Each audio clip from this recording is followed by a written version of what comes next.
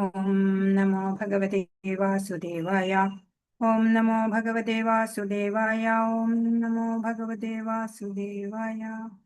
ഓം അജ്ഞാനതിമിരാന്തസ്യ ജ്ഞാനാഞ്ജനശലാകയാ ചക്ഷുരുന്മീലിതം യേന തസ്മൈ ശ്രീഗുരുവേ ശ്രീചൈതന്യമനോഭീഷ്ടം സ്ഥാപിതം യേന ഭൂതലേ സ്വയം രൂപകഥാ മഹ്യം ദദാതി സ്വപദാന്തികം. വന്ദേഹം ശ്രീഗുരോ ശ്രീയുതപദകമലം ശ്രീഗുരൂൻ വൈഷ്ണവാംശ്ച ശ്രീരൂപം സാഗ്രജാതം സഹഗണരഘുനാഥാന്വിതം തം സജീവം സാദ്വൈതം സാവധൂതം പരിജനസഹിതം കൃഷ്ണചൈതന്യദേവം ശ്രീരാധാകൃഷ്ണപാദാൻ സഹഗണലളിതാ ശ്രീവിശാഖാന്വിതാംശ്ച. ഹേ കൃഷ്ണ കരുണാ സിന്ധോ ദീനബന്ധോ ജഗത്പതേ ഗോപേശ ഗോപികാകാന്ത രാധാകാന്ത നമോസ്തുതേ. തപ്തകാഞ്ചന ഗൗരാംഗീ ശ്രീരാധേ വൃന്ദാവനേശ്വരി വൃഷഭാനുസുതേ ദേവി പ്രണമാമി ഹരിപ്രിയേ. ജയ ശ്രീകൃഷ്ണ ചൈതന്യ പ്രഭു നിത്യാനന്ദ ശ്രീ അദ്വൈത ഗദാധര ശ്രീവാസാദി ഗൗരഭക്തവൃന്ദ. ഹരേ കൃഷ്ണ കൃഷ്ണ കൃഷ്ണ ഹരേ ഹരേ, ഹരേ രാമ രാമ രാമ ഹരേ ഹരേ. ഹരേ കൃഷ്ണ കൃഷ്ണ കൃഷ്ണ ഹരേ ഹരേ, ഹരേ രാമ രാമ രാമ ഹരേ ഹരേ. ഹരേ കൃഷ്ണ കൃഷ്ണ കൃഷ്ണ ഹരേ ഹരേ, ഹരേ രാമ രാമ രാമ ഹരേ ഹരേ. ശ്രീ ശ്രീ രാധാ ഗോവിന്ദ് की जय, श्रील प्रभुपाद की जय, गुरु महाराज की जय. हरे कृष्णा ഹരേ കൃഷ്ണ ഹരേ കൃഷ്ണ ഹരേ കൃഷ്ണ. എല്ലാവർക്കും പ്രണാമം. ശ്രീ ശ്രീ രാധാ ഗോവിന്ദ് ടെമ്പിൾ ഇസ്കോൺ മാംഗ്ലൂരിൽ നിന്നുള്ള ഭക്തിശാസ്ത്രി ക്ലാസ്സിലേക്ക് എല്ലാവർക്കും സ്വാഗതം. കുറച്ചു പേരും കൂടെ ഹരേ കൃഷ്ണ, കുറച്ചു പേരും കൂടി വരാനുണ്ടോ? ഹരേ കൃഷ്ണ. അതെ, 20 പേരായിട്ടുള്ളൂ. അതെ.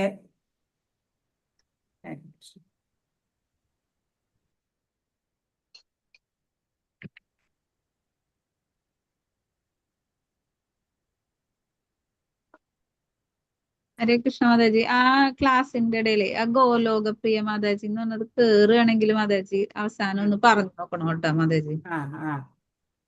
ശരി മാതാജി ലെഫ്റ്റ് ആവുക? ഇല്ല ഞാനുണ്ട്. അല്ല ഞാൻ പറഞ്ഞതാ മാതാജി.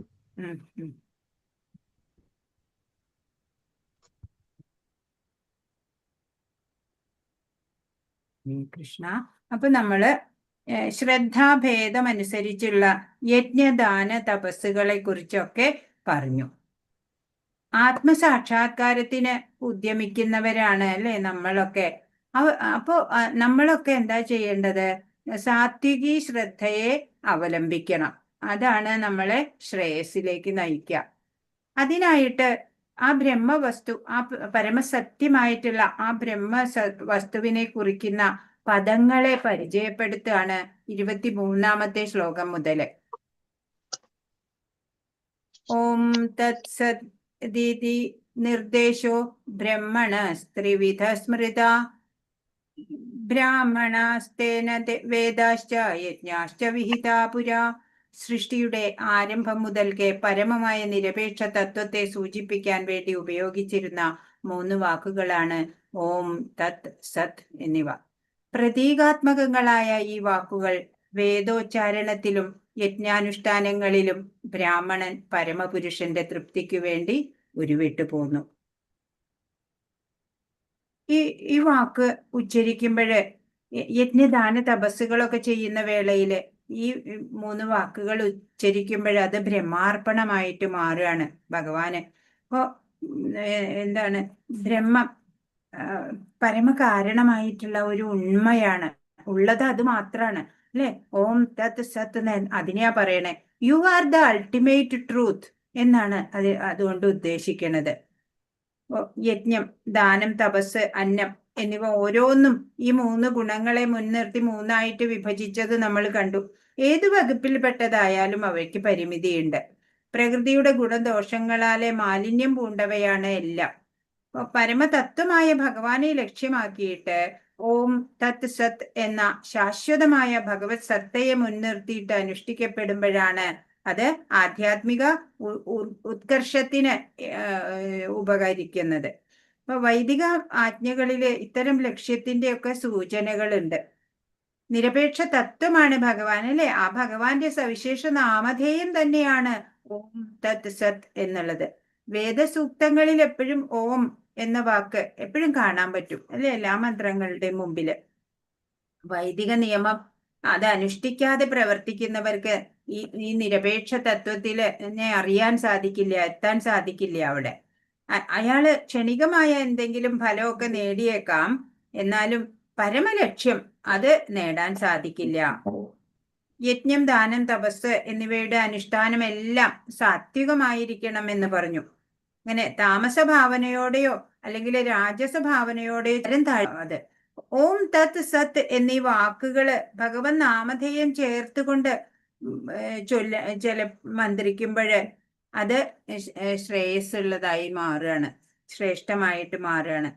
ഇന്ദ്രിയങ്ങൾ കൊണ്ട് മനസ്സിലാക്കാൻ സാധിക്കുന്നതല്ല ബ്രഹ്മം, അല്ലെ? ഇന്ദ്രിയാതീതമാണ് ബ്രഹ്മം എന്ന് പറയും.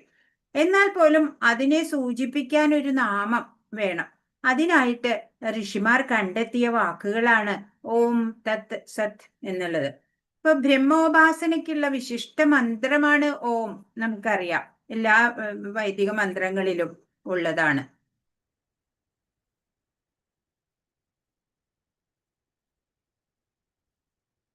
നിശ്ചിത ഇടവേളകളില് ഇങ്ങനെ ശ്വാസോച്ഛ്വാസത്തോടെ ഓങ്കാരം ഉരുവിടുന്നത് ഒരു വിശേഷ സാധന തന്നെയാണെന്നാ പറയാ. ഹൃദയത്തിന് വികാസം ഉണ്ടാവും, ഒരു കുളിർമയൊക്കെ ഉണ്ടാവും. അപ്പോഴും നമുക്ക് ഈശ്വരനെ അനുഭവിച്ചറിയാൻ സാധിക്കും. ആ പ്രപഞ്ചത്തിന്റെ പരമ കാരണമായിട്ടുള്ള ആ വസ്തു, അല്ലെ? അത് നീയാകുന്നു എന്നാണ് ഒരു ഗുരു ശിഷ്യനോട് പറയുന്നതാണ്. ബ്രഹ്മത്തെ കുറിച്ച് ചോദിക്കുമ്പോഴ് ഗുരു പറയാണ് അത് നീയാകുന്നു എന്ന്. നീ എന്തിനെ അറിയാനാണോ സാധന ചെയ്യുന്നത്? തത്, അത് നീ തന്നെയാണ് എന്നാണ്. ഇപ്പോ പരമസത്യത്തെ അറിയാനാണ്, അല്ലെ, സാധനകളൊക്കെ അനുഷ്ഠിക്കുന്നത്. അപ്പോ അത് നീ തന്നെയാണ്. തത് എന്ന് പറഞ്ഞാൽ അത്. അപ്പൊ സത്ത് എന്ന് പറഞ്ഞാൽ ശുദ്ധമായത്, അത് മാത്രമേ ഇവിടെ ഉള്ളൂ, അല്ലെ? സത്തായിട്ടുള്ളത് ആ ഭഗവാൻ, അത് മാത്രമാണ് പരമസത്യമായിട്ടുള്ളത്. അപ്പൊ ഇത് വൈദിക സാഹിത്യത്തിന്റെ ചിഹ്നമാണ് ഓം എന്നുള്ളത്. വേദസൂക്തങ്ങളിൽ നിന്നെടുത്ത ഈ 3 വാക്യങ്ങൾ ഇതാണ്. ഓം ഇത്യേതത് ബ്രഹ്മണോ നേദിഷ്ടം നാമ എന്ന് ഋഗ്വേദത്തിൽ നിന്ന് എടുത്തതാണ്. അതാണ് പ്രഥമ ലക്ഷ്യത്തെ സൂചിപ്പിക്കുന്നത്. പിന്നെ രണ്ടാമത്തെ തത്വമസി, തത് ത്വം അസി, തത്വമസി ഛാന്തോക്യോപനിഷത്തിലുള്ളതാ.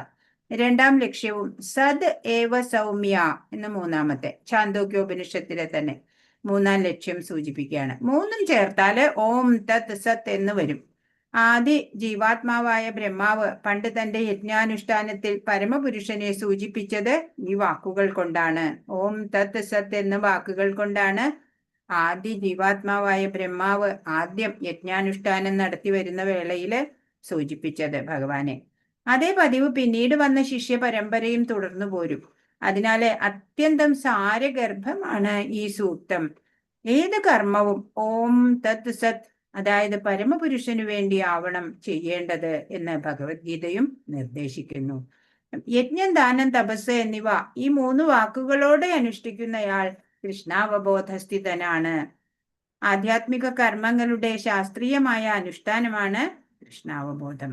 അതാണ് മനുഷ്യനെ സ്വഭവനമായ ഭഗവത് ധാമത്തിലേക്ക് തിരിച്ചെത്തിക്കുക.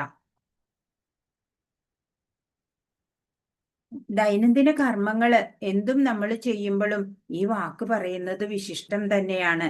എല്ലാം ഒരു യജ്ഞഭാവനയോടെയാണ് നമ്മൾ ചെയ്യണത്, അല്ലെ? അപ്പോ ഏത് പ്രവൃത്തി ചെയ്യുമ്പോഴും നമ്മളിപ്പോ മാതാപിതാക്കളെ സംരക്ഷിക്കുകയാണെങ്കിലും മക്കളെ നോക്കുകയാണെങ്കിലും ഒക്കെ എല്ലാം ചെയ്യുമ്പോഴും, അല്ലെ, ഈ വാക്ക് പറയാ ഓം തത് സത്ത് പറഞ്ഞാല് ആ കർമ്മം വിശിഷ്ടമായി മാറും. ഇതാണ് 23-ാമത്തെ ശ്ലോകത്തില് ഓമിനെ പറ്റിയിട്ട്. ഓം തത് സത് എന്നുള്ള 3 വാക്കിനെയും കുറിച്ചാണ് 23-ാമത്തെ ശ്ലോകത്തിൽ പറഞ്ഞത്. ഇനി 24-ാമത്തെ ശ്ലോകത്തിലെ ഓംകാരത്തിന്റെ മാത്രം വൈശിഷ്ട്യാണ് 24-ാമത്തെ ശ്ലോകം പറയുന്നത്.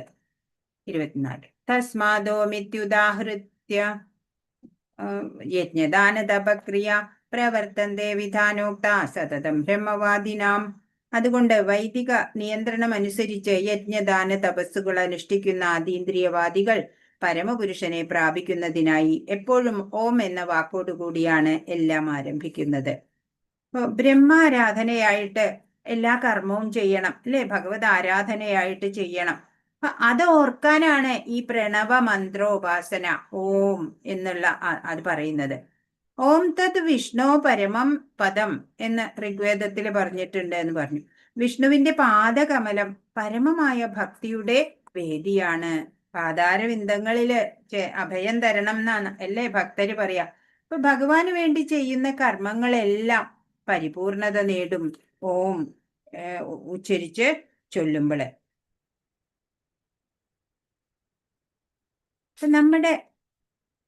നമ്മുടെ ഭാവന അത് ഈശ്വരാർപ്പണമാവുമ്പോള് സ്വർണത്തിന് സുഗന്ധം പോലെയാണ്. കൂടെ ഓം എന്നും പറയാം. ഓങ്കാരം ഉറക്കെ ഉച്ചരിച്ചു കൊണ്ടുള്ള കർമ്മങ്ങളൊക്കെ ഉണ്ടല്ലോ, വളരെ ശ്രേഷ്ഠാണ് ഞാൻ പറയാം. എല്ലാവരുടെയും ഒരേ ഒരു ഈശ്വരനാണ് അല്ലെ നിറഞ്ഞു നിൽക്കുന്നത്. അങ്ങനെയുള്ള ആ ഭാവത്തോടെ ഫലേച്ഛയൊക്കെ വെടിഞ്ഞിട്ട് തത്ത് ഉച്ചരിച്ചിട്ട് കർമ്മം അനുഷ്ഠിക്കാം.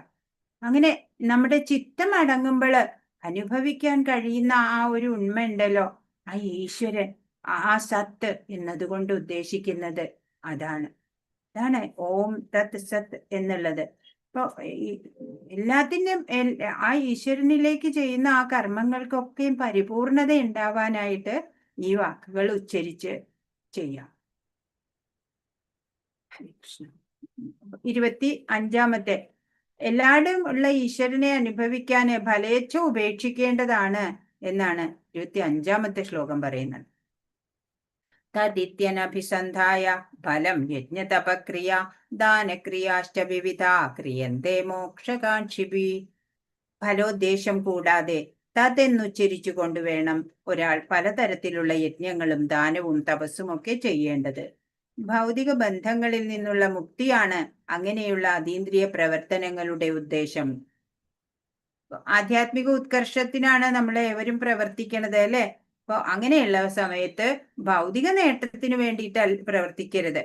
ആത്മീയ ലോകത്തിലേക്ക്, അതായത് സ്വഭവനമായിട്ടുള്ള ഭഗവത് ധാമത്തിലേക്ക്, കൃഷ്ണലോകത്തേക്ക് തിരിച്ചെത്തുക, അതായിരിക്കണം എല്ലാ പ്രവർത്തികളുടെയും ആത്യന്തിക ലക്ഷ്യം എന്ന്. അപ്പോ ബ്രഹ്മപ്രാപ്തിയാണ് ജീവിത ലക്ഷ്യമെന്ന് ഓർമ്മിപ്പിക്കുന്നു തത്ത് എന്നുള്ള വാക്ക്.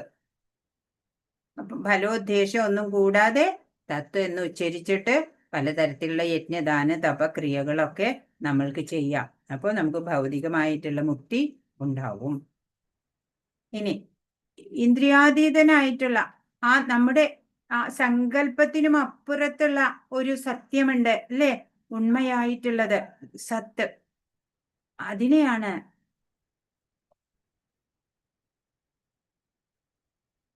അതാണ് ഇവിടെ 26-ാമത്തെ ശ്ലോകത്തില് പറയുന്നത്. സദ്ഭാവേ സാധുഭാവേ ച സദിത്യേതത് പ്രയുജ്യത്തെ പ്രശസ്തേ കർമ്മണി തഥാ സച്ഛബ്ദ പാർത്ഥയുജ്യത്തെ. 27-ാമത്തെ ശ്ലോകം ഒരുമിച്ചാണ്. മറ്റു ചില നല്ല സ്മരണകളെയും സത്ത് നൽകുന്നുണ്ട്. അതാണ് 27-ാമത്തെ ശ്ലോകം. യജ്ഞേ തപസി ദാനേ ച സ്ഥിതി സദിതി ചോച്യത്തെ കർമ്മ ചൈവ തദർത്ഥീയം സദിത്യേവാഭിധീയത്തെ.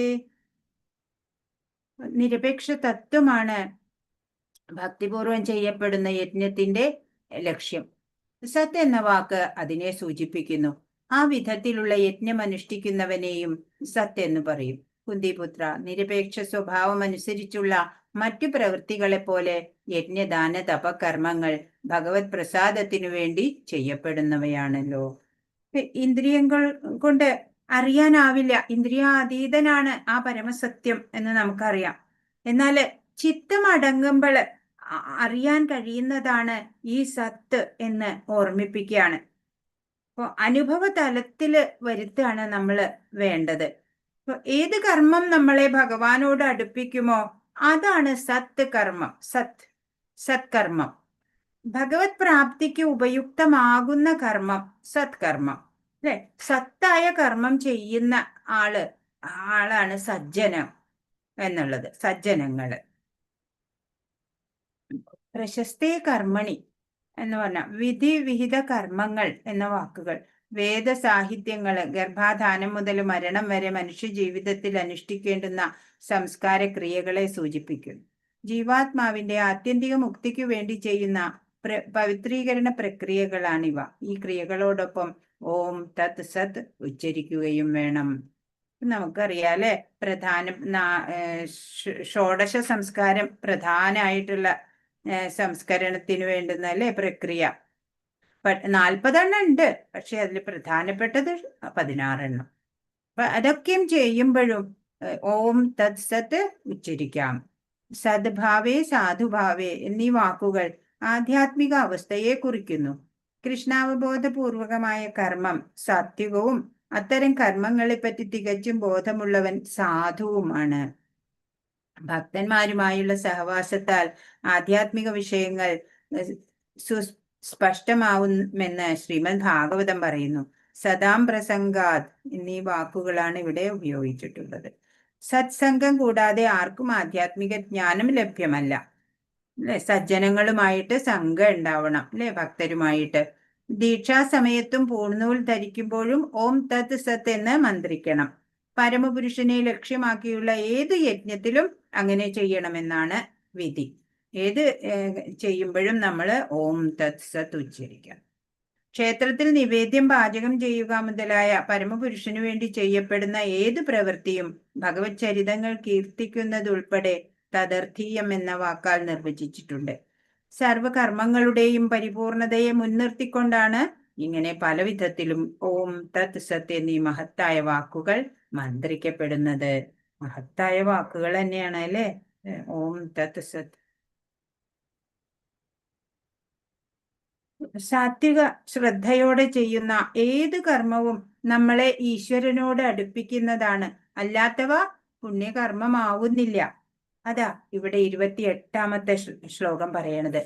അശ്രദ്ധയാഹുതം ദത്തം തപസ്തപ്തം കൃതം ചെയ്യത് അസദിത്യുച്യതേ പാർത്ഥ ന ച തത് പ്രേത്യനോ ഇഹ. പരമപുരുഷനിൽ പൂർണ്ണ വിശ്വാസം കൂടാതെ ചെയ്യപ്പെടുന്ന യജ്ഞവും ദാനവും തപസ്സും അസത് എന്ന് പറയപ്പെടുന്നു. ക്ഷണികങ്ങളായ അത്തരം കർമ്മങ്ങൾ ഇഹലോകത്തിലും പരലോകത്തിലും നിഷ്പ്രയോജനങ്ങളാണ്. എന്താ പറയണേ? ഭഗവാനിലെ പൂർണ്ണ വിശ്വാസമില്ലാതെ ചെയ്യുന്ന യജ്ഞദാന തപസ്സുകളെയൊക്കെ അസത്ത് എന്ന ഗണത്തില പെടുത്താം. അങ്ങനെ ക്ഷണികങ്ങളായിട്ടുള്ള അത്തരം കർമ്മങ്ങളോ ഇവിടെ ഈ ലോകത്തിലും നമുക്ക് ഉപകാരം വരില്ല, പരലോകത്തും അത് നമുക്ക് പ്രയോജനം ചെയ്യാത്തതായിരിക്കും. അപ്പൊ ബാഹ്യമായിട്ടുള്ള ഘടനയല്ല, ഏത് ശ്രദ്ധയോടെ ഏത് ഭാവത്തോടെ ചെയ്യുന്നു എന്നാണ് അല്ലെ. സാത്വിക ശ്രദ്ധയോടെ വേണം നമ്മൾ ചെയ്യാൻ, അല്ലാത്തത് സത്തായിരിക്കില്ല, അസത്ത് ആയിരിക്കും. സത്തായിട്ടുള്ള ഈശ്വരനോട് അടുപ്പിക്കുന്ന ആചാരം അതാ സദാചാരം എന്ന് പറയാം. ആധ്യാത്മികമായൊരു ലക്ഷ്യമില്ലാതെ ചെയ്യപ്പെടുന്നത് എന്തും യജ്ഞമായാലും ദാനമായാലും തപസ്സായാലും നിഷ്പ്രയോജനമാണ്. അത്തരം പ്രവൃത്തികൾ നീചങ്ങളാണെന്ന് ഈ ശ്ലോകം പറയുന്നു. ആധ്യാത്മിക ലക്ഷ്യത്തിന് അല്ലാതെ വേറെ തരത്തിൽ ചെയ്യുന്നതൊക്കെ അസത് ആണ്, നീചങ്ങളാണ് എന്ന്. കൃഷ്ണാവബോധത്തോടെ പരമപുരുഷനു വേണ്ടി അനുഷ്ഠിക്കപ്പെടണം ഏതു കർമ്മവും. വിശ്വാസമില്ലാതെയും ശരിയായ നിർദ്ദേശം അനുസരിച്ചല്ലാതെയും ചെയ്യുന്നതിന് സാഫല്യമില്ല. വൈദിക ഗ്രന്ഥങ്ങളെല്ലാം ഭഗവാനിൽ വിശ്വസിക്കണമെന്ന് ഉപദേശിക്കുന്നു. വേദവിഹിതങ്ങളായ കർമ്മങ്ങളുടെ എല്ലാം പരമലക്ഷ്യം ഭഗവാനെ അറിയൽ തന്നെയാ. ഈ പ്രമാണം അനുസരിക്കാത്തവർക്ക് ആർക്കും പറ്റില്ല. വിശ്വാസ്യനായ ഒരു ആധ്യാത്മിക ആചാര്യനെ മാർഗദർശിയാക്കിക്കൊണ്ട് ആദ്യം മുതൽക്കേ കൃഷ്ണാവബോധത്തോടെ പ്രവർത്തിച്ചു വരണം. അങ്ങനെ അതാണ് വിജയത്തിലേക്കുള്ള വഴി.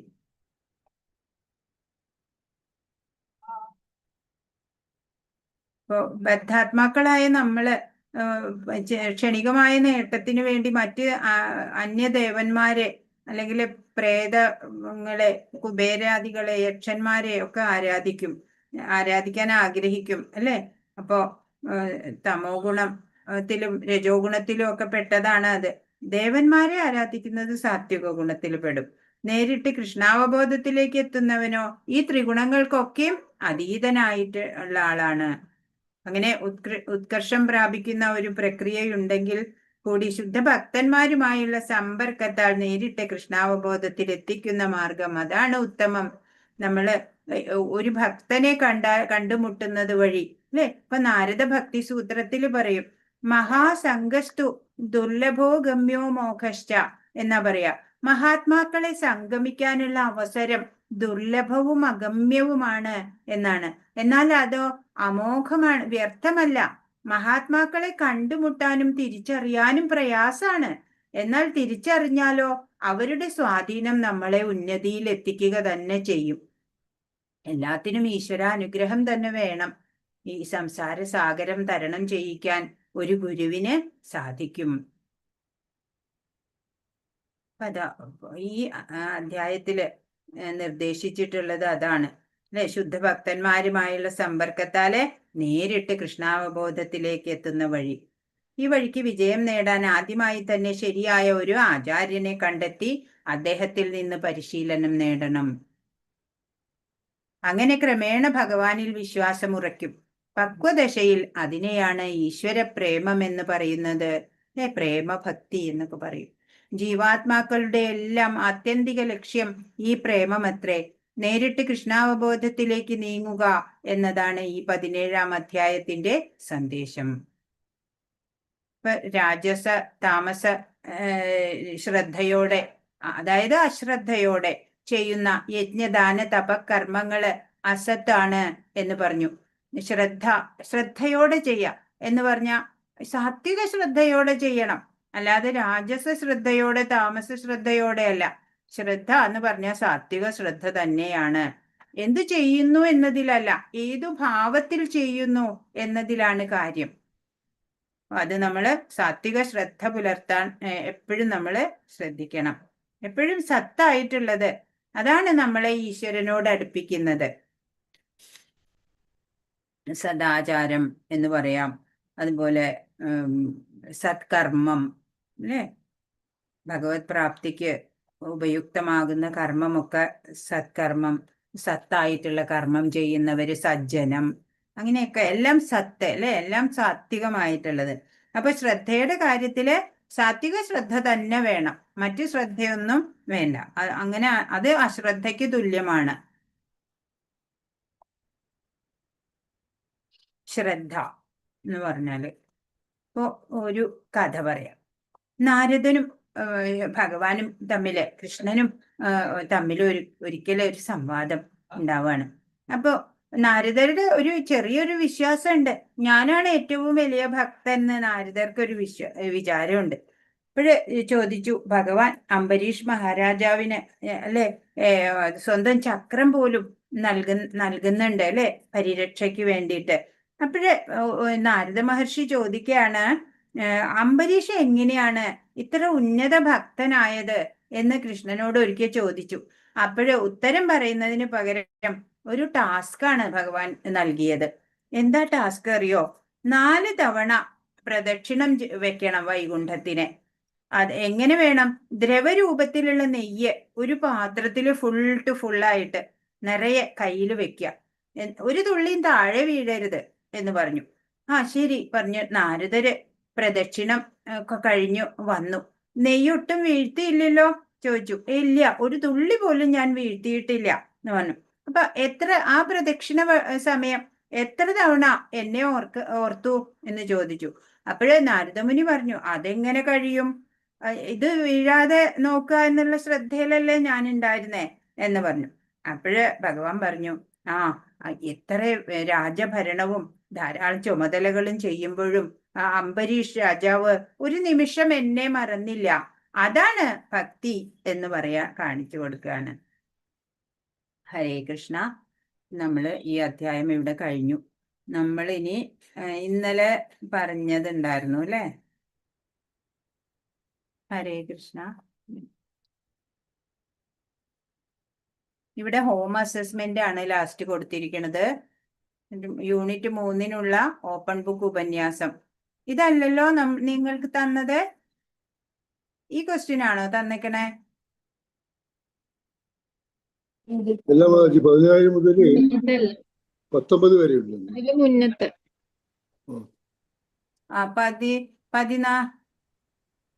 14 അല്ല ഞാൻ ചോദിച്ചത് അതല്ല. ഇപ്പൊ നമുക്ക് ഓപ്പൺ ബുക്ക് അസസ്മെന്റ് പറഞ്ഞില്ലേ? ഇതെല്ലാം തോന്നുന്നു. ഇതല്ല അല്ലേ? 14, 17. മാതാജി അത് വായിക്കണം.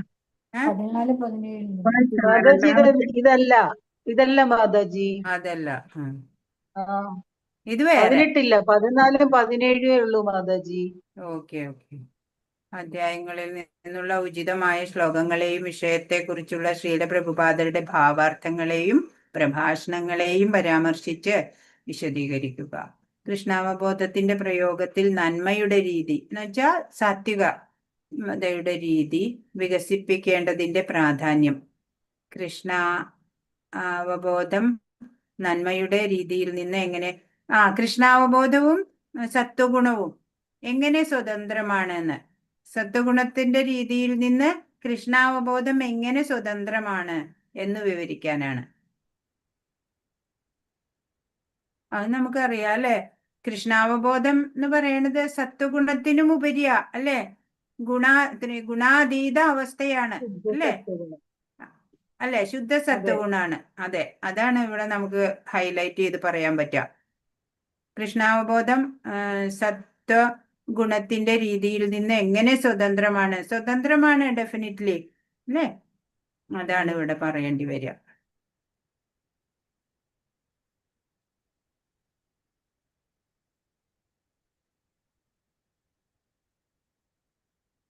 ഇതാണ് ഇന്നലെ നോക്കിയിട്ട് വരാൻ പറഞ്ഞത് അല്ലേ?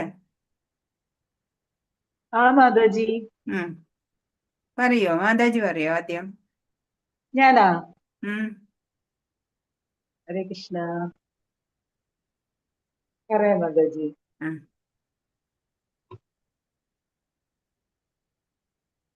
14 മുതൽ 19. 14 മുതൽ ഹരേ കൃഷ്ണ മാതാജി. പ്രണാം മാതാജി. 14 മുതൽ 19 വരെ വ്യത്യസ്ത ഗുണങ്ങളിലെ തപസ്സിനെ കുറിച്ചാണ് ഭഗവാൻ പറയണേ. വ്യത്യസ്ത ഗുണങ്ങളിലെ തപസ്സിനെ കുറിച്ചാണ് പറയുന്നത്. ഈ തപസ്സുകള് നമ്മൾ ചെയ്യണത് നമ്മൾ സ്വയം പരിശുദ്ധരാകാൻ വേണ്ടിയിട്ടാണ്. ഇപ്പം ഈ തപസ് എന്ന് പറയുമ്പം കലിയുഗത്തിലെ തപസ് എന്ന് പറയുമ്പോഴത്തേക്ക് രാവിലെ ബ്രഹ്മമുഹൂർത്തത്തിൽ എണീക്കുക, മംഗളാരതി അറ്റൻഡ് ചെയ്യുക, തുളസി ആരതി ചെയ്യുക, ജപം ചെയ്യുക, രാവിലെ ആകുമ്പോൾ അതെല്ലാം തീർക്കുക.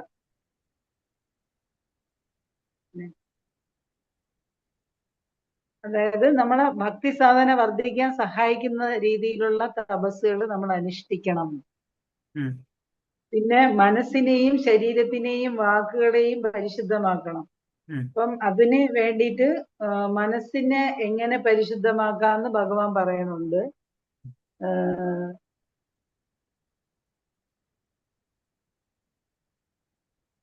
മനസ്സിനെ പരിശുദ്ധമാക്കാൻ വേണ്ടി സംതൃപ്തി, സൗമ്യത, മൗനം, ആത്മസംയമനം, സ്വഭാവശുദ്ധി എന്നിവ മാനസികമായ തപസ്സിൽ പെടുന്നു എന്ന് പറയുന്നത്. അപ്പൊ നമുക്ക് എങ്ങനെ ചെയ്യാന്ന് വെച്ച് കഴിഞ്ഞാൽ മനസ്സിന്റെ പരിശുദ്ധിക്ക് നമുക്ക് എന്താണോ ഉള്ളത് അതുകൊണ്ട് നമ്മൾ തൃപ്തരാവാൻ ശ്രമിക്കണം.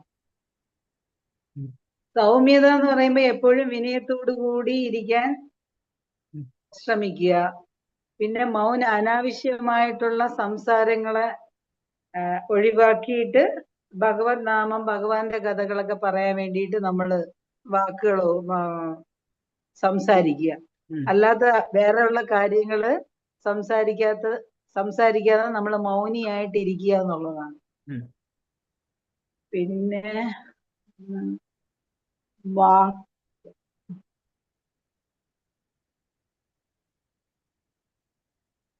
വേറെ ഏതെങ്കിലും പറയുന്നുണ്ടോ? പിന്നെ വാഗ്മയം തപൗച്യതേ, വാഗ്മയ തപസ്. ഉം. വാഗ്മയ തപസ് എന്ന് പറയുമ്പോഴത്തേക്ക് പറയുന്നത് മറ്റുള്ളവരെ കുറ്റപ്പെടുത്താതിരിക്കാൻ നോക്കുക, അസൂയ മൂലം പ്രവർത്തിക്കാതിരിക്കുക, പിന്നെ സത്യം മാത്രം പറയുക.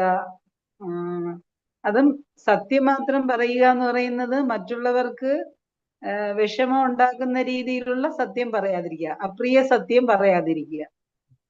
പിന്നെ ഹിതകരമായ സംഭാഷണം ചെയ്യുക. ഇത് നമ്മുടെ പരിശുദ്ധിയെ കാണിക്കും. പതിവായി നാമം ജപിക്കുമ്പോൾ നാവിനെ പരിശുദ്ധമാക്കാൻ സഹായിക്കും അത്. അപ്പൊ അത് വാഗ്മയ തപസ്സില് അങ്ങനെ ചെയ്യാൻ പറ്റും നമുക്ക്. ഹരേ കൃഷ്ണ. ഹരേ കൃഷ്ണ. Thank you Mataji. ഞാൻ പിന്നെ നന്നായി. ഒരു ദിവസം കൂടെ ഉണ്ട് ശരീര തപസ്. ശരീര തപസ് അതാണ് ആദ്യം പറയാനുള്ളത് മാതാജി. അതെ, ആദ്യം ശരീര തപസ് എന്ന് പറയുമ്പോൾ നമ്മള് രാവിലെ എണീറ്റ ഉടനെ തന്നെ ഭഗവാന്റെ കാര്യങ്ങളൊക്കെ ചെയ്യാൻ വേണ്ടിയിട്ടുള്ള കാര്യങ്ങൾ ചെയ്യുക, ഭഗവാനെ പൂജിക്കുക, പിന്നെ ബ്രാഹ്മണരെ സേവിക്കാൻ പറ്റുന്നുണ്ടെങ്കിൽ അത് ചെയ്യുക, ആധ്യാത്മിക ആചാര്യനെ സേവിക്കാൻ പറ്റുമെങ്കിൽ, ശരീരം കൊണ്ട് നമുക്ക് അങ്ങനെയുള്ള മാതാപിതാക്കളെ പിന്നെ ഉന്നതരായിട്ടുള്ളവരെയൊക്കെ ചെയ്യാൻ വേണ്ടിയിട്ട് ഭഗവാൻ പറയുന്നുണ്ട്. പിന്നെ ദേഹശുദ്ധി, ലാളിത്യം, ബ്രഹ്മചര്യം, അഹിംസ എന്നിവ സ്വീകരിക്കുന്നതിനെയും ശാരീരിക തപസ്സിന്റെ ഇതിൽ പെടുത്തുന്നുണ്ട്. ഓക്കെ, ഹരേ കൃഷ്ണ. ഇതൊക്കെ നമ്മളിൽ ഇല്ലെങ്കില് ഇതൊക്കെ ഒരു തപസ്സായിട്ട് നമ്മൾ വളർത്തിയെടുക്കണം, ബോധപൂർവം ചെയ്യാൻ. നമ്മളൊരു തപസ്സായിട്ട് വളർത്തിയെടുക്കണം. ഇങ്ങനെയാണ് നമ്മൾ കലിയുഗത്തില് തപസ് ചെയ്യേണ്ടത്. പിന്നെ 17ാമത്തെ ശ്ലോകത്തില് നമ്മൾ അത് പറയുന്നത് ഭഗവാന് സന്തോഷം ഉണ്ടാക്കുന്ന കാര്യങ്ങൾ വേണം നമ്മൾ ചെയ്യാൻ വേണ്ടിയുള്ളത്. നമ്മുടെ സന്തോഷമല്ല. 3 വിധം തപസ്സുകളും ആധ്യാത്മിക വിശ്വാസത്തോടും ഭൗതിക നേട്ടങ്ങളെ ആഗ്രഹിക്കാതെയും പരമപുരുഷന് വേണ്ടി മാത്രം അനുഷ്ഠിച്ചു പോന്നാൽ അതിനെ സാത്വികമെന്ന് പറയണം. നമ്മൾ എന്ത് ചെയ്താലും അത് ഭഗവാന്റെ സന്തോഷത്തിന് വേണ്ടിയിട്ട് ചെയ്യുക. എന്ത് തപസ് ചെയ്താലും എന്ത് കാര്യം ചെയ്താലും ഇപ്പൊ ഭഗവാന് സന്തോഷം കിട്ടുന്ന രീതിയിൽ എന്ന് പറയുന്നത് ഭഗവാന്റെ നാമം ജപിക്കുക, ഭഗവാന്റെ കീർത്തനങ്ങൾ ആലപിക്കുക, ഭഗവാന്റെ ധാമങ്ങള് സന്ദർശിക്കുക, ഭക്തന്മാരുമായിട്ട് നല്ല ഒരു ബന്ധം സ്ഥാപിക്കുക. ഇതൊക്കെ ചെയ്യുമ്പം ഭഗവാന് സന്തോഷം ഉണ്ടാവും. അപ്പൊ അങ്ങനെ ഭഗവാൻ എന്താണോ സന്തോഷം ഉണ്ടാകുന്നത് അതിനു വേണ്ടിയിട്ടുള്ള കാര്യങ്ങൾ ചെയ്യുക. പിന്നെ 18ാമത്തെ ശ്ലോകത്തിൽ പറയുന്നത് രാജസമായിട്ടുള്ളത്. അപ്പൊ ബഹുമതിയും ആരാധനയും നേടാനും അഹങ്കാരം കൊണ്ടോ ചെയ്യപ്പെടുന്ന തപസ്സാണ് രാജസം എന്ന് പറയുന്നത്. അത് ക്ഷണികമാണ്. അപ്പൊ അതിന്റെ പുറകെ നമ്മൾ പോകാതിരിക്കുക. പിന്നെ തമോ ഗുണത്തിലുള്ള തപസ്, അത് മറ്റുള്ളവരെ ഇത് ചെയ്യുന്ന രീതിയിലുള്ള കാര്യങ്ങളൊന്നും ചെയ്യാതിരിക്കുക. മീൻസ് മൂഢബുദ്ധി മൂലം സ്വയം പീഡനം അനുഭവിച്ചോ അന്യരെ പരിക്കേൽപ്പിച്ചോ നശിപ്പിക്കാനോ ഉദ്ദേശിച്ചോ ചെയ്യപ്പെടുന്ന തപസ്സാണ് തമോ ഗുണമായിട്ട് പ്രധാനമെന്ന് പറയുന്നത്. അപ്പൊ അങ്ങനെയൊന്നും നമ്മൾ ചെയ്യാതിരിക്കുക. അപ്പൊ നമ്മുടെ ഇതെന്ന് പറയുന്നത് ഭഗവാന്റെ ഇതിന് വേണ്ടിയിട്ട് ആധ്യാത്മിക ശക്തി വർദ്ധിപ്പിക്കാനും ഭഗവാനോടുള്ള ഭക്തി വർദ്ധിപ്പിക്കാനും വേണ്ടിയിട്ട് നമ്മൾ ഓരോന്ന് ചെയ്യുക. ഹരേ കൃഷ്ണ. തപസ്സിന്റെ ലക്ഷ്യം എന്താ ശരിക്കും? തപസ്സിന്റെ ലക്ഷ്യം അത് മാതാജി പറഞ്ഞു തരൂ. തപസ് ചെയ്യാന്ന് പറഞ്ഞാൽ നമ്മൾ ഭഗവാനുമായിട്ട് ചിത്തശുദ്ധി വരാനും ഈശ്വര സാക്ഷാത്കാരത്തിനും ആയിട്ടായിരിക്കണം. അതായിരിക്കണം നമ്മുടെ ലക്ഷ്യം. ചിത്തം ശുദ്ധാവണം. തപസ് അതിനു വേണ്ടിയാ. ചിത്തശുദ്ധി വരിക, അങ്ങനെ ഈശ്വര സാക്ഷാത്കാരം അത് സത്യമാവുക. അതിനു വേണ്ടി അതാണ് ലക്ഷ്യം. Okay, thank you Mataji. പിന്നെ ഇനി ആരാ എന്തെങ്കിലും ആഡ് ഓൺ ചെയ്യാനുണ്ടോ ഇതില്? മാതാജി നന്നായിട്ട് പറഞ്ഞിട്ടുണ്ട്. ആഡ് ഓൺ ചെയ്യാനുണ്ടെങ്കിൽ പറയൂ. ആരെങ്കിലും കൂട്ടിച്ചേർക്കുന്നുണ്ടോ? മനോജ് പ്രഭു എവിടെ? ഒന്നും മിണ്ടണില്ലല്ലോ. വന്നിട്ടുണ്ടോ? ഉണ്ട് മാതാജി. എന്തെങ്കിലും കൂട്ടിച്ചേർക്കാനുണ്ടോ പ്രഭുവിന്?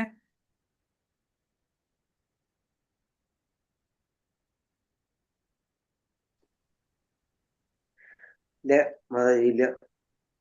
എല്ലാം പറഞ്ഞു അല്ലേ? മാതാജി പറഞ്ഞു അല്ലേ എല്ലാം? ഇല്ല മാതാജി പറഞ്ഞു. പിന്നെ ആരാ പറയാനി? നമ്മുടെ ലീഡേഴ്സ് ഒക്കെ ഉണ്ടല്ലോ. കൈലാസ്നാഥ് പ്രഭു പറയുവോ? ഹരേ കൃഷ്ണ. കൈലാസ്നാഥ് പ്രഭു ഇല്ലാന്ന് തോന്നുന്നു.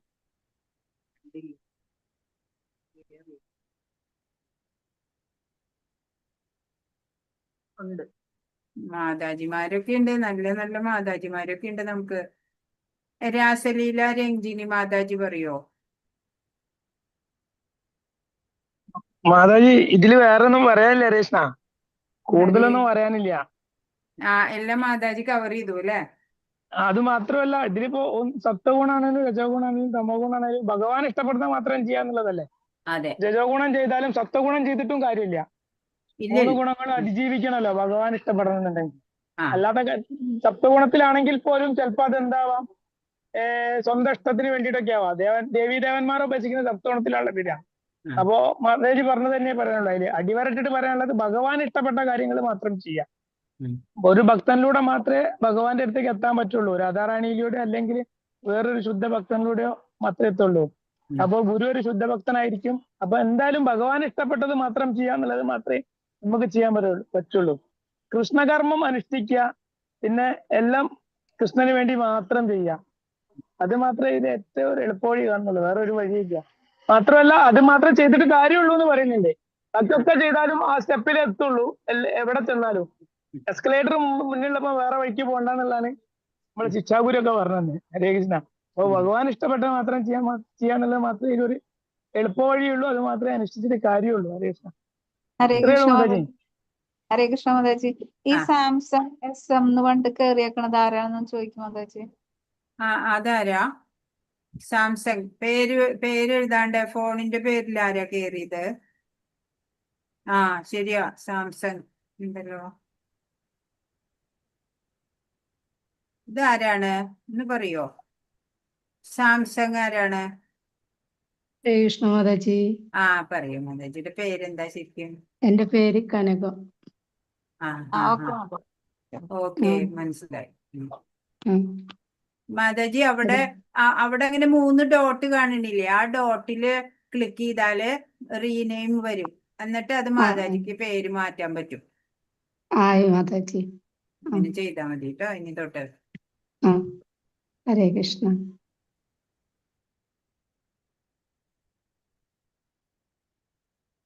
പിന്നെ വിനോദ് കുമാർ പ്രഭു ഇല്ലേ, വന്നിട്ടുണ്ടോ? ഉണ്ട്. പ്രഭുവിന് എന്തെങ്കിലും കൂട്ടിച്ചേർക്കാനുണ്ടോ? ഹരീഷ മാതാജി, പ്രണാം. കൂട്ടിച്ചേർക്കാൻ കൂട്ടിച്ചേർക്കാനൊന്നുമില്ല മാതാജി. എന്നാലും ഞാൻ വായിക്കാം. അതില് നമുക്ക് 3 തപസ്സിനെ കുറിച്ചാണ് ഈ 14 മുതൽ 16 വരെയുള്ള ശ്ലോകങ്ങളിൽ പറഞ്ഞു തരുന്നത്. അതെ. അപ്പോ അതിൽ ആദ്യത്തേത് പറയുന്നത് ശാരീരിക തപസ്സിനെ കുറിച്ചാണ്. നമുക്കിപ്പോ ഈ ഒരു സമയത്ത് ഈ കലിയുഗത്തിന് നമുക്ക് ചെയ്യാൻ പറ്റുന്ന തപസ് എന്ന് പറയുന്നത് നമ്മുടെ ആധ്യാത്മിക ആചാര്യനെയും മാതാപിതാക്കളെയും നമുക്ക് ആരാധിക്കാൻ പറ്റും. അവരെ നല്ല രീതിയിൽ ആരാധിച്ചു കൊണ്ടുപോകും. അതുപോലെ നമ്മളെ ദേഹശുദ്ധിയൊക്കെ വരുത്തി അതുപോലെ ചെയ്യാൻ വേണ്ടിയിട്ടാണ് പറയുന്നത്. പിന്നെ രണ്ടാമത് പറയുന്നത് പിന്നെ നമ്മളെ ബോഡി BMW കുറിച്ചാണ് പറയുന്നത്. അപ്പോൾ ബോഡി കഴിഞ്ഞ പിന്നെ മൈൻഡ്, അതായത് മനസ്സിനെ കുറിച്ചാണ് നമ്മൾ ഇത് 16ാമത്തെ ശ്ലോകത്തിലാണ് പറയുന്നത്. അന്യർക്ക് നന്മ ചെയ്യുക, എപ്പോഴും പിന്നെ എന്താ പറയണ്ടേ, മറ്റേ കൃഷ്ണാഭോഗത്തിന് വ്യതിചലിക്കാൻ പാടില്ല. ഇന്ത്യ സന്ദർപ്പണം ഒഴിവാക്കാൻ വേണം. അങ്ങനെയാണ് മനസ്സിനെ കുറിച്ചുള്ള തപസ്സിനെ കുറിച്ച് പറയുന്നത്. മൂന്നാമത് നമുക്ക് പറയേണ്ടത് പിന്നെ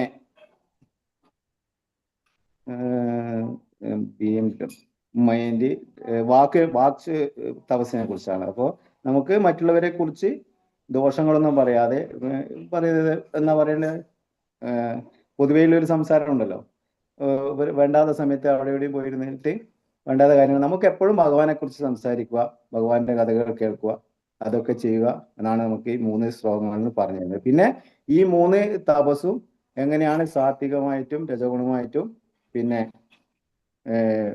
തമോ ഗുണത്തിലും വരുന്നു എന്നാണ് 17, 18, 19 ശ്ലോകങ്ങൾ പറഞ്ഞു തരുന്നത്. മാതാജി ഹരേ കൃഷ്ണ. ഹരേ ഒന്നും കൃഷ്ണ. പറയാനില്ല. ഹരേ കൃഷ്ണ. ഹരേ കൃഷ്ണ. താങ്ക് യു പ്രഭു. ഹരേ കൃഷ്ണ. ഹരേ കൃഷ്ണ. ഇനി ആർക്കെങ്കിലും പറയാനുണ്ടോ?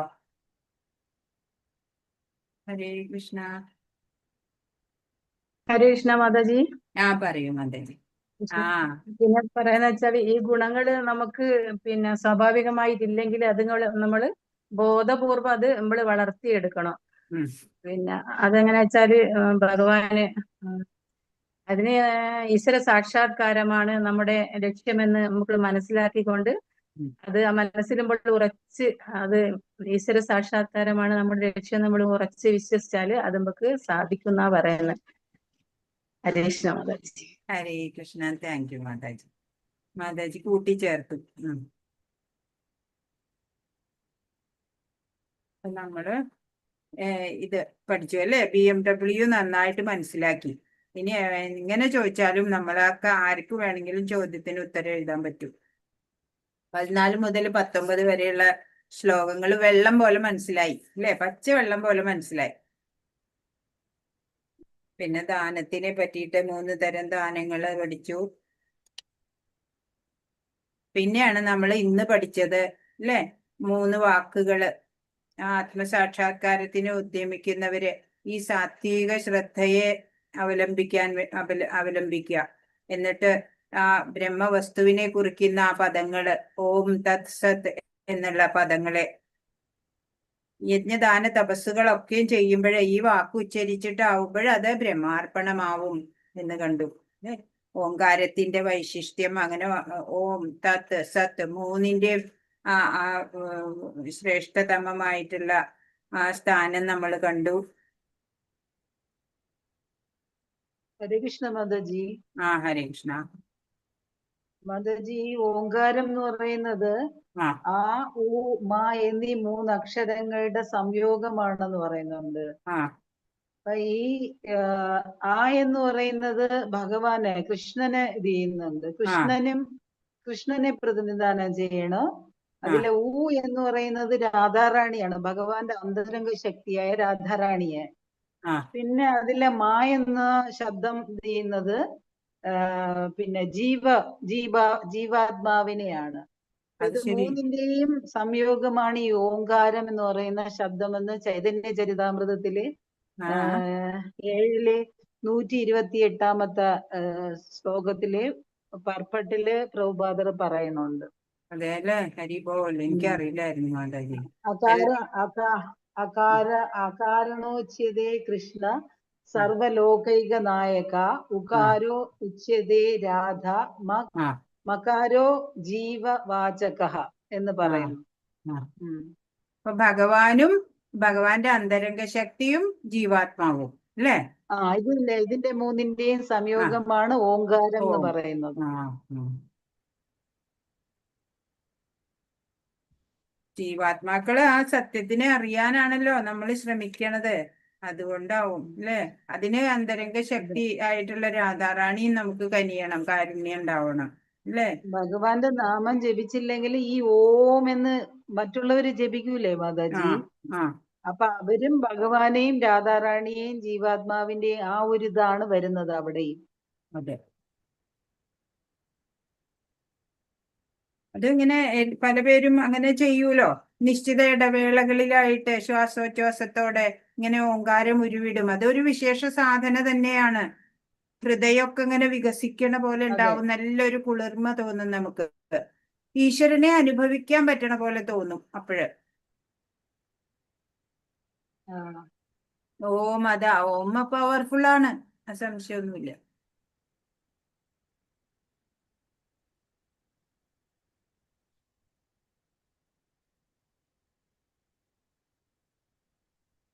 എന്തെങ്കിലും ഡിസ്കസ് ചെയ്യാനുള്ളതുണ്ടോ? ഹരേ കൃഷ്ണ.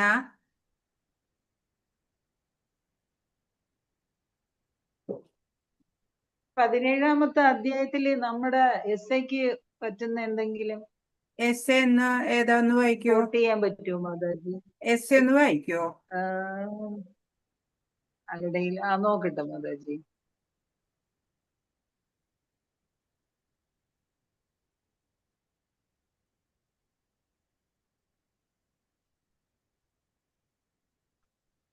കൃഷ്ണ മാതാജി ആ വായിക്കട്ടെ. ആ. ഭഗവത്ഗീത അധ്യായം 14, 17 എന്നിവയിൽ നിന്നുള്ള ഉചിതമായ ശ്ലോകങ്ങൾ, ഭാവാർത്ഥങ്ങൾ, പ്രഭുപാദരുടെ പ്രഭാഷണങ്ങൾ എന്നിവയെ സംബന്ധിച്ച് നിങ്ങളുടെ സ്വന്തം വാക്കുകളിൽ വിശദീകരിക്കുക. കൃഷ്ണാവബോധത്തിന്റെ ആചാരത്തിൽ സത്വഗുണം വികസിപ്പിക്കേണ്ടതിന്റെ പ്രാധാന്യം. കൃഷ്ണാവബോധം സത്വഗുണത്തെ ആശ്രയിച്ചിരിക്കാത്തത് എങ്ങനെയാണ്? ഹരേ കൃഷ്ണ മാതാജി. അതാണ് ഇത് ഏതാണ്ട് ഇത് തന്നെയാണ് മാതാജി. ഓപ്പൺ ബുക്ക് ഈ ഇവിടെ കൊടുത്തിരിക്കണത് തന്നെ. അതിൽ 18 എന്നുള്ളത് കളഞ്ഞാൽ മാത്രം മതി അല്ലേ? ഇതന്നെയാണ് അതെ അതെ അതെ അതെ 18 മാതാജി, 17, 14 മാത്രമേ ആ ഉള്ളൂ. അത്രേ ഉള്ളൂ, വ്യത്യാസമില്ല വേറെ. അപ്പൊ ആ പ്രഭാഷണങ്ങളെയും പരാമർശിച്ച് സത്വഗുണത്തിന്റെ രീതിയിൽ നിന്ന് കൃഷ്ണാവബോധം വ്യത്യസ്തമാണ് എന്നുള്ളത് കാണിക്കുന്ന എന്താണ് പറയണ്ടേ? അത് നമ്മൾ ഇടയ്ക്കിടയ്ക്ക് കണ്ടുല്ലോ.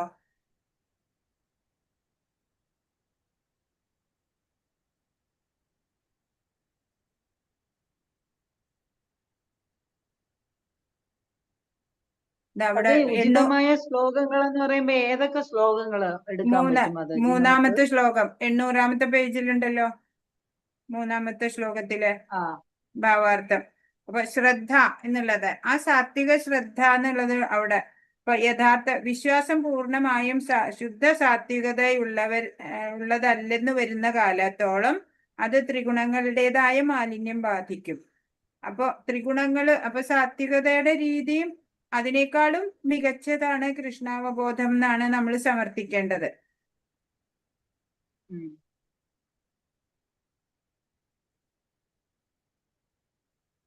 മാതാജി 14 ചാപ്റ്റർ നമ്മൾ മാതാജി അന്ന് പറഞ്ഞിരുന്ന അത് ആ ശ്ലോകങ്ങളെ കോട്ട് ചെയ്താൽ മതിയല്ലേ? അതെ, അത് 14 അന്ന് ഈ ഓപ്പൺ ബുക്ക് തന്നെയല്ലേ കാണിച്ചത്? അല്ല, അത് 14-ഉം 16-ഉമായിരുന്നു മാതാജി. അതെ, അതിന്റെ എന്തായിരുന്നു പറഞ്ഞ പ്രഭുപാദിന്റെ ഏതാ സമർത്ഥിക്കാൻ അന്ന് അതിൽ ആവശ്യപ്പെട്ടിരുന്നേ?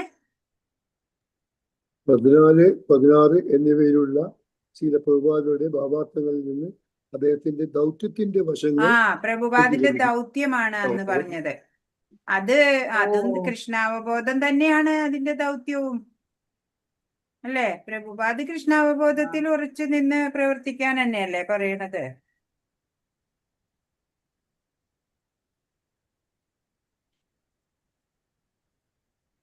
ഇനി നമുക്ക് നോക്കാം.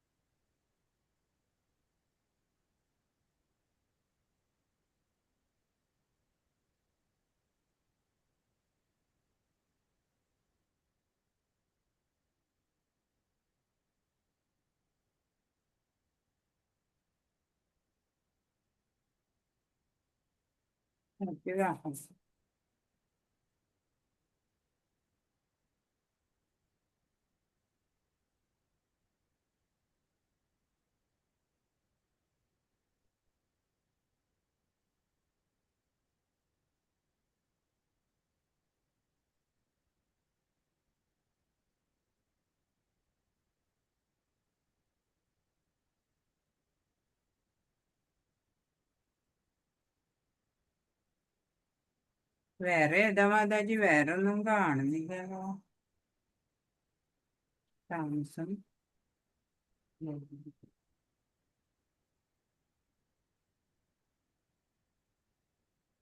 17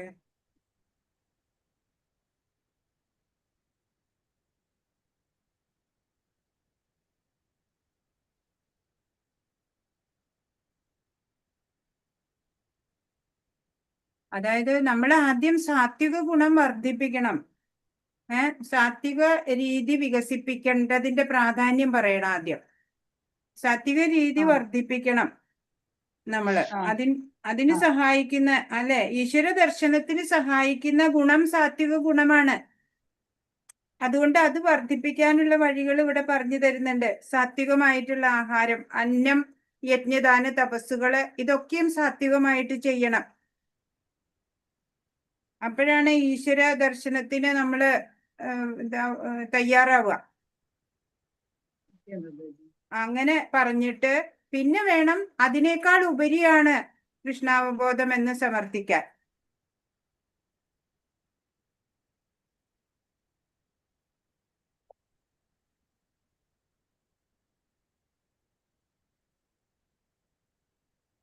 പിന്നെ ഈ പറഞ്ഞ 14 മുതൽ 19 വരെയുള്ള ശ്ലോകങ്ങള് അതിനെ ബേസ് ചെയ്ത് പറയാലോ മാതാജി. അതിലത്തെ സാത്വികത ഒക്കെ പറയാം. അത് പറയാം. അതെല്ലാം കൃഷ്ണാവബോധത്തിന്റെ പ്രയോഗത്തില് നന്മയുടെ രീതി വളർത്തുന്നതല്ലേ? അതെ, അപ്പൊ അത് പറയാമല്ലോ.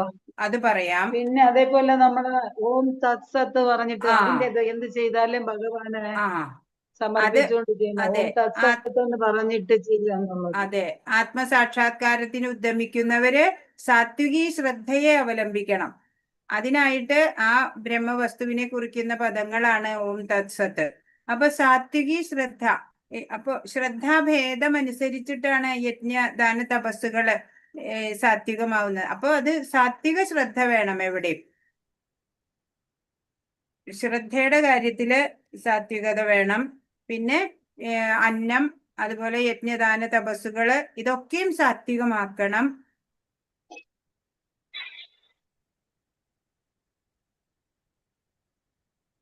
പിന്നെ ഇത് ഓം തത് സത്ത് പറഞ്ഞില്ലേ, അത് പറഞ്ഞിട്ട്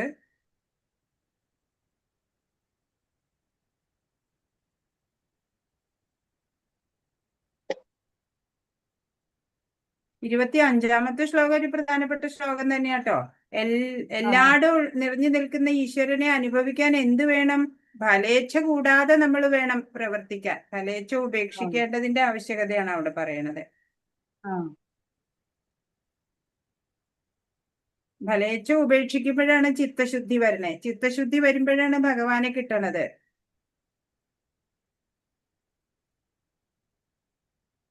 അങ്ങനെ സാത്വിക ശ്രദ്ധയോടെ ചെയ്യുന്ന ഏത് കർമ്മവും നമ്മളെ ഈശ്വരനോട് അടുപ്പിക്കും. അല്ലാത്തത് പുണ്യ കർമ്മം ആവില്ല, പാപമാണ് തരിക. അതുപോലെ പറയൂ മതിജി. 14-ാമത്തെ അധ്യായത്തിന്റെ ഏറ്റവും ലാസ്റ്റ് ശ്ലോകത്തിന്റെ അവസാനത്തെ ആ ശ്ലോകത്തിന്റെ പർപ്പോട്ടിന്റെ ലാസ്റ്റ് പാരഗ്രാഫിൽ പ്രഭുപാദ് കുറെ കാര്യങ്ങൾ ചെയ്യാനായിട്ട് പറയുന്നുണ്ടല്ലോ, അത് എഴുതാൻ പറ്റുമോ? 14 പ്രകൃതിയുടെ ത്രിഗുണങ്ങൾക്ക് അതീതനാണ്. ഭൗതിക പ്രകൃതിയോടുള്ള സമ്പർക്കം കൊണ്ടാണ് സത്വരജസ്തമോ ഗുണങ്ങൾ കൊടുക്കുന്നത്. ഈ ത്രിഗുണങ്ങളോടുള്ള ബന്ധം കൊണ്ടാണ് ഭൗതിക ലോകത്തെ കീഴടക്കണമെന്ന ആഗ്രഹം ജീവനുണ്ടാകുന്നത്. തികഞ്ഞ കൃഷ്ണാവബോധത്തോടെ ഭക്തിയുടെ സേവനത്തിൽ ഏർപ്പെട്ടാൽ ഉടനെ അതീന്ദ്രിയ അവസ്ഥയിലെത്താം. ആ പാരഗ്രാഫ് ഫുള്ളായിട്ട് ഒരു ഭക്തൻ ചെയ്യേണ്ട കാര്യങ്ങളെ കുറിച്ച് പ്രഭുപാദ് വിശദീകരിക്കുന്നുണ്ട് മാതാജി.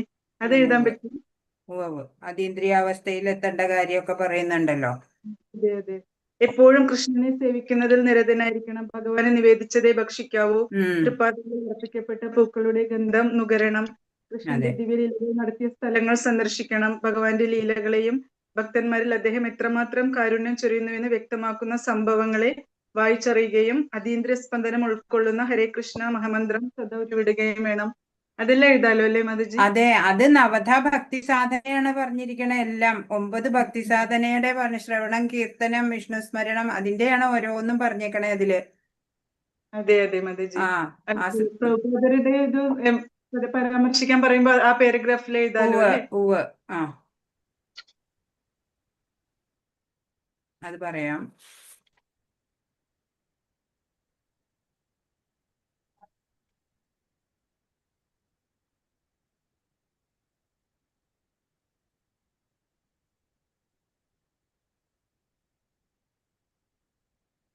ജീവിച്ചിരിക്കെ ഗുണാതീത അവസ്ഥയിൽ എത്തുന്നത് എങ്ങനെയെന്ന ചോദ്യത്തിന് ഉത്തരം 26-ാമത്തെ ശ്ലോകം 14-26 പറയുന്നുണ്ട്. ഭക്തി യോഗം കൊണ്ട് ആത്മസാക്ഷാത്കാരം നേടുന്ന വിധമാണ് പറയുന്നത് അവിടെ. 26, 14, 26 എഴുതാം.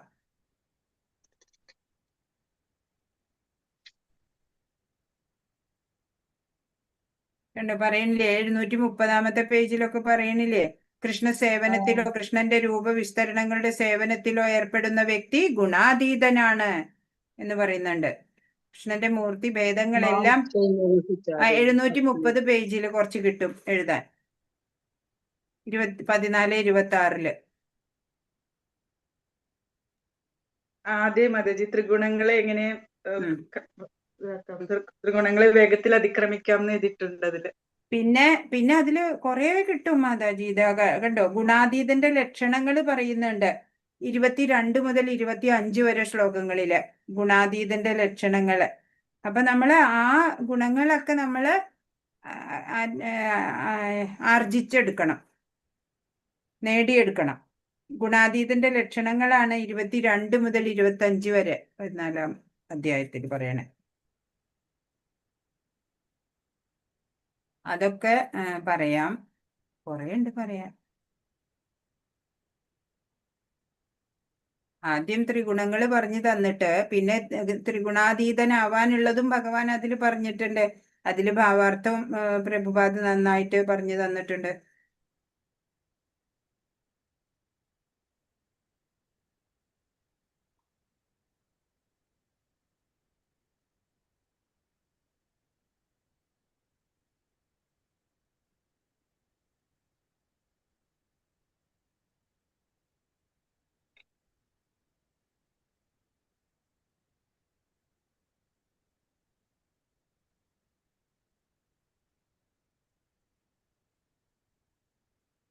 അതില് അപ്പൊ 22-ാമത്തെ ശ്ലോകം മുതൽ നമുക്ക് എഴുതാൻ കുറെ കിട്ടും 14-ാം അധ്യായത്തിൽ കേട്ടോ.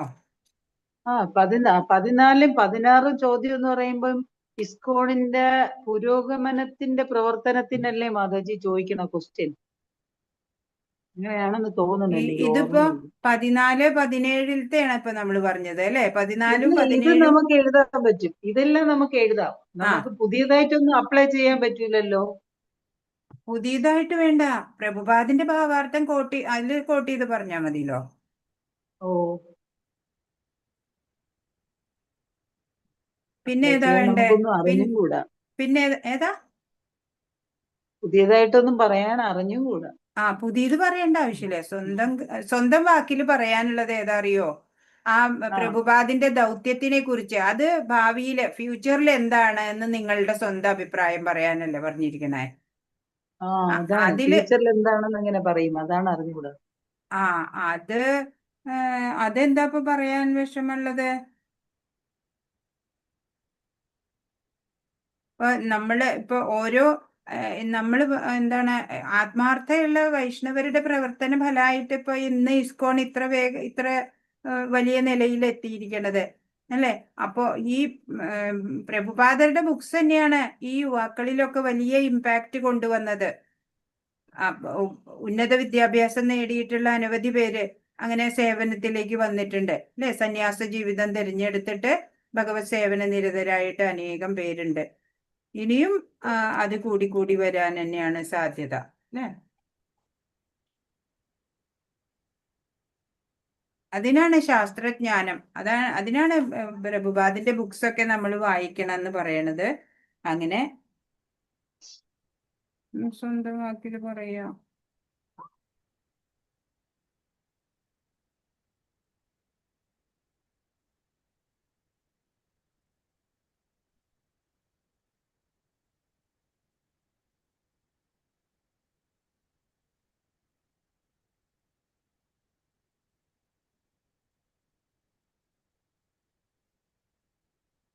ഇസ്കോണില് വരുന്നവർക്ക് കൃത്യമായിട്ടുള്ള മാർഗനിർദ്ദേശങ്ങൾ ലഭിക്കുന്നുണ്ട് അല്ലെ? എല്ലാ ശാസ്ത്ര ഗ്രന്ഥങ്ങളും ലളിതമായിട്ട് വ്യാഖ്യാനിച്ച് നൽകുക വഴി അവർക്ക് മാർഗനിർദ്ദേശം ലഭിക്കുന്നുണ്ട്. അങ്ങനെ അവരൊക്കെ ഈ മുക്താവസ്ഥയിൽ നിന്ന് മോചനത്തിനുള്ള മാർഗം അവർക്ക് സ്വയം ആർജിക്കാൻ പറ്റും. അതൊക്കെ തന്നെയാണ് സ്വന്തം വാക്കുകളിൽ നേട്ടം പറയാൻ പറ്റുക ഇസ്കോണിന്റെ ദൗത്യത്തില്. കൃഷ്ണാവബോധത്തിലേക്ക് വന്നിട്ട് അവരൊക്കെ അങ്ങനെ ആ ജീവിതത്തിനെ സഫലമാക്കണു, പരമലക്ഷ്യം പ്രാപ്തി നേടുന്നു. മാംഗ്ലൂർ ഇസ്കോണിന്റെ പ്രവർത്തനങ്ങൾ അടിപൊളിയാണ്. എന്നുവെച്ചാ അവരിങ്ങനെ ആൾക്കാരെ ഇങ്ങനെ ബേസ് മുതലേ എല്ലാം ഇങ്ങനെ ക്ലിയർ ചെയ്ത് അല്ലേ വരുന്ന മാതാജി. ആ അതും പറയാം. തുടക്കക്കാരായ ആൾക്കാരെ ബേസ് മുതലേ ആദ്യം ചെറിയതായിട്ട് അവർക്ക് കുറച്ചുകൂടെ അടുത്ത ലെവലിലേക്ക് കൊണ്ടുവന്ന്, പിന്നെ അതിന്റെ അടുത്ത ലെവലിലേക്ക് കൊണ്ടുവന്ന്, പിന്നെ അങ്ങനെ ആ മൊത്തം സ്റ്റേജും കൊണ്ട് ചെന്നതിന് ശേഷമാണ് പിന്നെ അവരുടെ അടുത്ത് ഇതായിട്ട് സംസാരിക്കുന്നത്. ലെവൽ 1 അവർക്ക് ആദ്യം പ്രഭുപാദറിന്റെ ബുക്കിന് നന്നായിട്ട് പരിചയപ്പെടുത്തി പ്രഭുപാദർ എന്താണ്, ഭഗവാൻ എന്താണെന്നെല്ലാം പറഞ്ഞു കൊടുത്തതിന് ശേഷമാണ് ശരിക്കും അവർക്ക് ആദ്യം മുതലേ അവരെ അങ്ങനെ ഒരു അടുക്കും ചിട്ടയോട് കൊണ്ടുപോകണുണ്ട് മാതാജി. കൊണ്ടുപോകണുണ്ട്. പിന്നെ അവർക്കൊക്കെ സേവകളും നിർബന്ധമാക്കും. കുറച്ച് ചെറിയ സേവകള്, അഡ്മിൻ ആയിട്ടോ അല്ലെ കോ ഹോസ്റ്റ് ആയിട്ടൊക്കെ ക്ലാസ്സുകളിൽ ഇരിക്കാനും അങ്ങനെ സേവകൾ ചെയ്യാനും പറയും. ഭഗവത് സേവനാണല്ലോ എല്ലാം. എനിക്കത് നന്നായിട്ട് ഇഷ്ടപ്പെട്ടു മാതാജി, ആ ഒരു മെത്തേഡ്, ആ ഒരു അതൊക്കെ നാമനിഷ്ഠ പ്രഭുവിന്റെ ഐഡിയാസാ അതെല്ലാം. അത് ഭയങ്കര യൂസ്ഫുൾ ആയിട്ടുള്ളതാണ് മാതാജി. IIT കാൺപൂരാണ്, IIT പഠിച്ചിറങ്ങിയ ആളാ. ഭയങ്കര ഐഡിയാസാ. ഇപ്പൊ ഇന്ന് പോയിരിക്കുക, എല്ലാരും പോയിരിക്കുക. ഇന്ന് അയോധ്യ ട്രിപ്പാണ്, ടെമ്പിളിന്ന്. അയോധ്യ, പിന്നെ എവിടെയാ വാരണാസി, ഗംഗോത്രി, കുറെ സ്ഥലം പോകുന്നുണ്ട്. അവര് 8 ദിവസം കഴിഞ്ഞേ വരൂ. മാതാജി പോയില്ലേ? മാതാജി പോകാത്തത്? ഞാനും പോയില്ല. എനിക്ക് പേഴ്സണലായിട്ട് കുറച്ച് നീങ്ങി നിൽക്കാൻ പറ്റാത്ത അവസ്ഥ. ഓക്കെ മാതാജി. ബാംഗ്ലൂർ ഇസ്കോണിലാ മാതാജി പോയത്? മാംഗ്ലൂർ ഇസ്കോണിന്റെ കീഴിൽ പോയിട്ടുണ്ട്, ടീം പോയിട്ടുണ്ട്. ശരിയാണ്. കഴിഞ്ഞ ആഴ്ച പോയതല്ലേ അത്? അല്ല, ഇന്നാ പോയിക്കണേ. ഫ്ലൈറ്റിൽ പോണവര് നാളെ വെളുപ്പിനാ പോണേ. ട്രെയിനിൽ പോണവര് ഇപ്പൊ പുറപ്പെട്ടു പോയി. കഴിഞ്ഞ ദിവസം ഇസ്കോൺ കണ്ണൂരിൽ നിന്ന് അവർക്ക് പ്രസാദം കൊണ്ടുപോകണം, ബാംഗ്ലൂർ ഇസ്കോണിന് വരുന്നത് പറയുന്നത്. അതറിയില്ല. അവിടുന്ന് വലിയ ടീം എല്ലാരും ഇവിടുന്ന് ബോംബെന്ന് എല്ലായിടത്തു നിന്നുള്ളവര് നമ്മുടെ കീഴിലുള്ളത്. ബാംഗ്ലൂരിന്റെ കീഴില് ഇപ്പൊ എല്ലാവരും ബോംബെന്ന് പോണവര് അങ്ങനെ എല്ലായിടത്തുനിന്നും പോണവര് എന്നാ പോയിക്കണേ. അത് പ്രഭു ഇസ്കോന്ന് ശ്രീരംഗത്തേക്ക് പോയതാണ്, പ്രേമാഞ്ജന പ്രഭു. ശ്രീലങ്കത്ത് പോയതാണ്.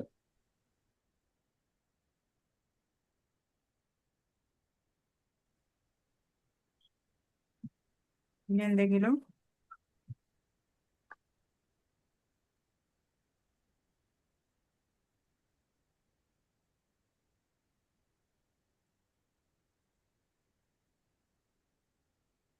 നിങ്ങളൊക്കെ പഠിച്ചു കഴിഞ്ഞാലും നിങ്ങളുടെ ടെമ്പിളിലെ സേവനം ചെയ്യാം അല്ലേ? മാംഗ്ലൂർ ടെമ്പിളിലില്ലല്ലോ. ഞാൻ മാതാജി, ഞാനിവിടെ സേവനം ചെയ്യുന്നുണ്ട്. ഞാന് ഡെയിലി ഭൂസേവ ചെയ്യുന്നുണ്ട് മാതാജി. ഇപ്പൊ 2 മാസമായിട്ട് എന്റെ കാല് പോയതിന് മുട്ട് പൊട്ടലായതിനു ശേഷം പിന്നെ പോകാൻ പറ്റിയില്ല, ഇതുവരെ നടക്കാൻ പറ്റിയില്ല മാതാജി. 2 മാസം കഴിഞ്ഞു. ഞാന് ബദരി പോയിട്ട് ഞങ്ങള് ഇസ്കോണിന്ന് കൊണ്ടുപോയതായിരുന്നു. അപ്പൊ അവിടെ വെച്ചിട്ട് ഹരിദ്വാറിൽ ചെന്നിട്ട് റെയിൽവേ സ്റ്റേഷനിൽ നിന്ന് നമ്മൾ എസ്കലേറ്റർ വഴി പുറത്തു വരാൻ നോക്കിയപ്പോഴത്തേക്കും നമ്മുടെ കൂട്ടത്തിലെ എനിക്കറിയത്തില്ല മാതാജിയെ, ആ മാതാജി വന്നിട്ട് എസ്കലേറ്ററിൽ കയറിയിട്ട് മാതാജി ആദ്യം മാതാജിയുടെ പെട്ടി കയറ്റി വിട്ട്. അത് കഴിഞ്ഞിട്ട് മാതാജി കയറി, കുറച്ച് കഴിഞ്ഞിട്ടാണ് മാതാജി കയറി. അപ്പൊ മേളിൽ പോയ പെട്ടി താഴെ ഉരുണ്ടുരുണ്ട് താഴെ വീണു. അപ്പൊ മാതാജി ഇങ്ങനെ അതിൽ പിടിച്ച്. അപ്പൊ ഞാൻ എസ്കലേറ്ററിൽ കയറിയില്ലായിരുന്നു, ഞാൻ ഇവര് കയറുന്നത് നോക്കിക്കൊണ്ട് നിൽക്കുകയായിരുന്നു മാതാജി. അപ്പൊ ഇത് വീണത് കണ്ടപ്പോ, മാതാജി കണ്ടപ്പോ ഞാൻ ഓടിച്ചെന്ന് ഈ എസ്കലേറ്ററിൽ കയറി, ഓടിക്കൊണ്ടിരിക്കുന്ന എസ്കലേറ്ററിൽ കയറിയിട്ട് മാതാജി വീഴാതിരിക്കാൻ പിടിച്ച്. പക്ഷെ ആ പിടിയിൽ എനിക്ക് ആ മാതാജിയുടെ വെയിറ്റ് എനിക്ക് താങ്ങാൻ പറ്റിയില്ല. ആ അങ്ങനെ എന്റെ മുട്ടിന് മുട്ട് നീങ്ങിയും പോയി പൊട്ടലുമായി. അയ്യോ അങ്ങനെ 2 മാസമായി മാതാജി ഞാന്. അത് ശരി. ഇപ്പൊ അതുകൊണ്ട് 2 മാസമായിട്ട് ഞാൻ റെസ്റ്റിലാണ്. ഇപ്പൊ ഓക്കെ ആയോ? ഇല്ല മാതാജി, ഇപ്പോ പിന്നെ പ്ലാസ്റ്റർ ഇളക്കിയിട്ട് ഒരാഴ്ച കഴിഞ്ഞ്, പക്ഷെ എനിക്ക് നടക്കാൻ പറ്റൂല. നടക്കാൻ പറ്റാതെ എന്ന് പറഞ്ഞു കഴിഞ്ഞാൽ ഈ മുട്ടിന്റെ ചിരട്ട ഇങ്ങനെ ഊരി ഊരി പോണ്. അപ്പൊ അതുകൊണ്ട്